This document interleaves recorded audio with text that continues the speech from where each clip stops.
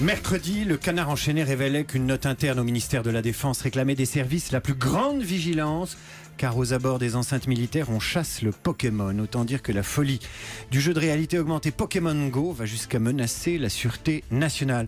Bonjour Bruno Pen. Bonjour. Rédacteur en chef de JV Magazine, magazine spécialisé dans la culture des jeux vidéo. On va parler du phénomène Pokémon Go, des réserves qu'il suscite, des craintes en milieu militaire, en milieu scolaire. Mais d'abord, comment ça marche? Qu'est-ce qu'il faut pour jouer à Pokémon Go pour les rares auditeurs qui sont passés à côté de cette furie estivale? Alors Pokémon Go, on va peut-être rappeler très rapidement ce que c'est. C'est la fusion de deux projets qui sont la licence Pokémon qui existe depuis une vingtaine d'années sur console Nintendo, dans laquelle il faut chasser des monstres dans un monde imaginaire. Et l'autre, c'est Ingress, qui était une application, une espèce de jeu en réalité augmentée, dans lequel deux équipes, des rouges et bleus, s'affrontaient dans Paris, à New York, partout, pour la possession de territoires. Alors jusqu'à présent, ces deux jeux avaient pris plus ou moins, mais alors Pokémon Go cet été, ça explose. Ingress, c'était au mieux 14 millions de joueurs, et en fait, en début d'année, qu'est-ce qui se passe? Niantic Labs, qui est la société qui édite Ingress, qui est une ancienne filiale de Google. Google, Pokémon Company, Nintendo investissent dedans à hauteur de $20 millions, développent Pokémon Go, qui est une version adaptée à l'univers des monstres Pokémon. Comment on joue pour Ingress. Comment on joue? C'est simple, on prend son téléphone, on télécharge Pokémon Go, qui est gratuit, ce qui est déjà la première bonne idée, et après, on part en chasse aux Pokémon, parce qu'en fait, il y a des Pokémon disséminés dans à peu près toutes les villes et tous les endroits de tous les pays. C'est-à-dire que dans son téléphone, on voit un paysage comme si on prenait une photo avec l'application, et en fait, apparaît dans le paysage un petit oiseau, un crocodile, enfin une figurine virtuelle dans le paysage photo qu'on verrait à travers son appareil. En fait, on se déplace comme si on se déplaçait sur Google Maps, quand on cherche son chemin, et d'un coup, on voit apparaître un Pokémon dans une zone de l'écran.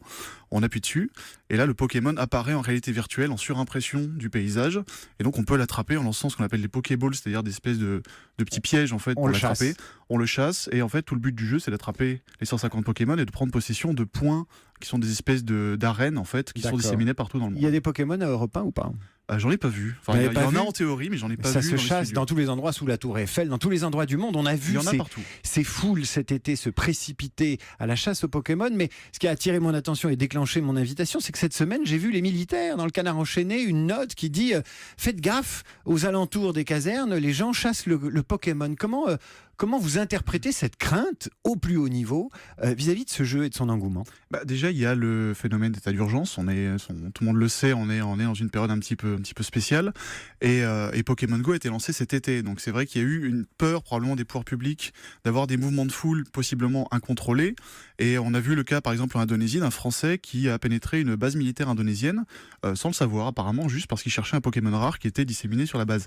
Et c'est vrai que je pense que les pouvoirs publics ont pris un peu conscience de ça, ils se sont dit mince, qu'est-ce qu'on va faire? Donc on a des réactions qui sont mesurées malgré tout, parce qu'effectivement on n'a pas de base à rentrer sur une base militaire ni dans une école quand on n'est pas un élève, ce qui paraît déjà logique, et quand on est élève on n'a pas de téléphone normalement. Et il y a aussi des réactions un petit peu plus étonnantes, comme par exemple le maire de Bressolles, qui est une petite commune de l'Ain, qui a décidé d'interdire les Pokémon sur sa commune, en sommant Google et Pokémon Company de ne pas disséminer de créatures virtuelles sur le territoire, ce qui paraît un petit peu curieux. Que redoutent tous ces allergiques à la culture du jeu vidéo et de la réalité augmentée? De quoi on a peur? Pourquoi ça suscite de la méfiance de voir ces gens avec leur téléphone se balader dans une dimension que nous ignorons, nous qui ne jouons pas? Alors, il y a beaucoup plus finalement de curiosité que de peur, puisqu'en général c'est vrai qu'il y a une espèce d'appréhension, et quand on découvre ce que c'est-à-dire finalement juste des gens comme vous et moi qui vont prendre plaisir à aller arpenter les rues de Paris pour découvrir des monuments et attraper des créatures virtuelles, ce qui est complètement inoffensif. Après, il y a vis-à-vis de l'état d'urgence et vis-à-vis de possibles dérives, parce que par exemple quelqu'un pourrait très bien tenter de s'introduire chez vous ou s'introduire dans une base militaire en prétextant vouloir simplement chasser un Pokémon. Et en fait vouloir me faire les poches. Vouloir vous faire les poches ou possiblement récupérer des informations sur des sites sensibles. Quel est le plaisir qu'on a à jouer avec ce qui n'existe pas? Ce qui est une question presque psychanalytique, mais quel est le plaisir du jeu virtuel? Pour beaucoup de gens, ça échappe à l'entendement de s'intéresser à quelque chose qui n'existe pas vraiment.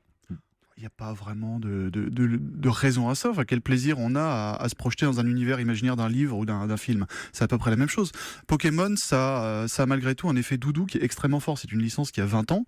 Aujourd'hui, les tout premiers joueurs, ils ont 35, voire presque 40 ans. Ils ont des enfants. Adultes.